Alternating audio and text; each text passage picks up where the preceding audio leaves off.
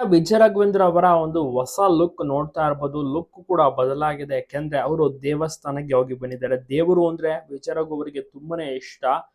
ಹೋಗಿ ಮುಡಿಯನ್ನ ಸಹ ಕೊಟ್ಟು ಬಂದಿದ್ದಾರೆ. ಸಿನಿಮಾ ಶೂಟಿಂಗ್ ಎಲ್ಲವೂ ಕೂಡ ಮುಕ್ತಾಯವಾಗಿದೆ. ಈಗ ಹೊಸ ಸಿನಿಮಾಗೆ ರೆಡಿ ಆಗ್ತಾ ಇದ್ದಾರೆ. ಸೊ ಹಾಗಾಗಿ ಸಮಯ ಕಾಲಾವಕಾಶಗಳು ಇದೆಯಲ್ಲ, ಸೊ ಹಾಗಾಗಿ ಆರಾಮಾಗಿ ಕೂದಲು ಬರುತ್ತೆ. ಅದಕ್ಕೆ ಮುಡಿಯನ್ನ ಸಹ ಕೊಟ್ಟು ಬಂದಿದ್ದಾರೆ. ಸಾಮಾನ್ಯವಾಗಿ ಹೀರೋಗಳು ತುಂಬಾನೇ ರೇರ್ ಮುಡಿಯನ್ನ ಕೊಡುವುದು. ಯಾಕೆಂದ್ರೆ ಅವರು ಶೂಟಿಂಗ್ ಅಂತೆಲ್ಲ ಹೋಗ್ತಾ ಇರ್ತಾರೆ. ಮತ್ತೆ ಅಲ್ಲಿ ಹೇರ್ ಸ್ಟೈಲ್ ತುಂಬಾನೇ ಇಂಪಾರ್ಟೆಂಟ್ ಆಗಿರುತ್ತೆ.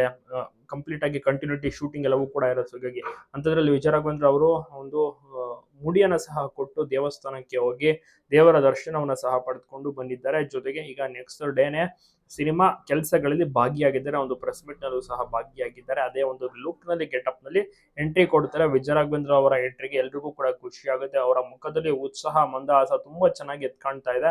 ವಿಜಯ ರಾಘವೇಂದ್ರ ಅವರು ನಿಜವಾಗ್ಲೂ ಕೂಡ ಸೂಪರ್ ನಟ. ಅವರ ಎಕ್ಸ್ಪ್ರೆಷನ್ ಮತ್ತೆ ಡ್ಯಾನ್ಸ್ ಕೂಡ ತುಂಬಾ ಚೆನ್ನಾಗಿ ಮಾಡ್ತಾರೆ. ಎಲ್ಲದರಲ್ಲೂ ಕೂಡ ಎತ್ತಿದ ಕೈ. ಇವರ ಒಂದು ಬಾಲ ನಟನೆಯಿಂದ ನೋಡ್ಕೊಂಡ್ ಬಂದಂತ ಅಭಿಮಾನಿಗಳಿಗೆ ಗೊತ್ತೇ ಇರುತ್ತೆ ಎಷ್ಟು ಅದ್ಭುತವಾದಂತಹ ಕಲಾವಿದ ವಿಜಯ ರಾಘವೇಂದ್ರ ಅವರು ಅಂತ. ಜೀವನದಲ್ಲಿ ತುಂಬಾನೇ ನೋವುಗಳನ್ನ ಅನುಭವಿಸಿದ್ದಾರೆ. ಪತ್ನಿಯನ್ನ ನೆನೆದು ಆಗಾಗ ಕಣ್ಣೀರು ಸಹ ಹಾಕ್ತಾ ಇರ್ತಾರೆ. ಆದ್ರೆ ಏನು ಮಾಡಕ್ ಆಗೋದಿಲ್ಲ. ಬಟ್ ಪತ್ನಿಗಾಗಿ ಸಾಕಷ್ಟು ಸಾಂಗ್ ಗಳನ್ನು ಕೂಡ ಡೆಡಿಕೇಟ್ ಮಾಡಿ ಆಡ್ತಾರೆ. ಅದ್ಭುತವಾದಂತಹ ಸಿಂಗರ್ ಕೂಡ ಹೌದು. ಹಾಡುಗಳನ್ನು ಸಹ ಆಡಿದ್ದಾರೆ. ಹೇಗಿದೆ ವಿಜಯ ರಾಘವೇಂದ್ರ ಅವರ ಹೊಸ ಲುಕ್? ತಪ್ಪದೆ ಕಮೆಂಟ್ ಮಾಡಿ.